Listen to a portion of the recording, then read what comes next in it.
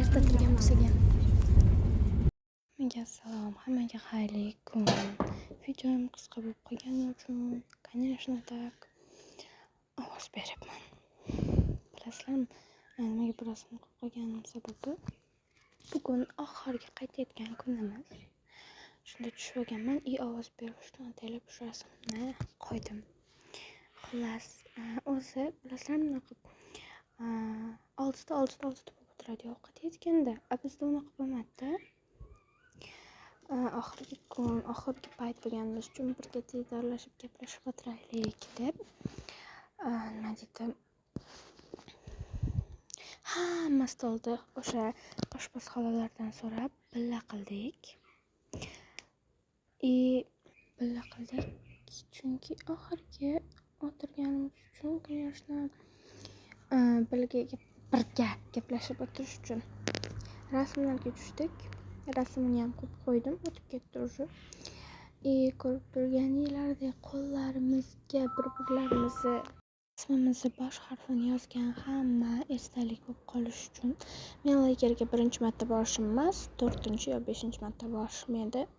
Nima bilasizlarmi, baribir ketgim kelmadi. Даже 2-sezonga bordik-da, 3-sezonga ham qolgim keldi. Shunaqayam biz yoqda o'sha Boatrak bilan, ya'ni o'zim Boatrak bilan shunaqa ahil inoq bo'lib ketuvdik. Hech qaysi borganimda shunchalik ahil bo'lib ketmagandik. Ahil, kulgili voqealar, xullas, dahshat bo'ladi. Yana qolgim keladi. Nima deydi? Men qolgim kelish shu taqalganda bo'lib qoldi. Oxirgi kundan bir kun oldin qolgim kelib qolgani uchun dadamlar pichoqqa olmadi, qolmadim. Biz hamma shunaqa shirin xotiralar bilan qaytdim. Ko'p do'stlar orttirdim. Bundan juda ham xursand. Judayam xursand bo'lib ketdim. Shunaqa ko'p do'st orttirdim. Shunaqa. Ularni uyga kelib qo'yibman, shuning uchun kechroq chiqadi. Xullas, shirin xotira bo'lib qolib ketdi. Yana boraman. Bilmaganlar uchun Gulzorga bordim. Yetib keldik Olmaliqqa. Hozir hamma avtobusdan tushyapti.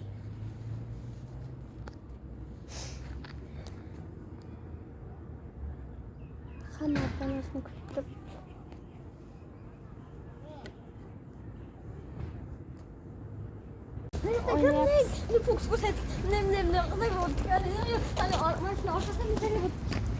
Hammaga salom. Hammaga xayrli kun. Bugun 7-iyul. Parizadan tug'ilgan kunim. Men soat 12larda keldim. Rafli. Sen sotmasang bo'ladi. Jimtur. Qarang quyon. Men soat 12:30da yetib keldim uyga.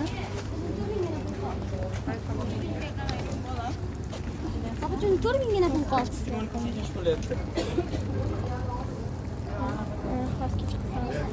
Chiqqa debman ketib salqinga. Ohangaronga uydan nishonlab hammamiz kechki salqinga keldik. Soat 18:30 bo'ldi.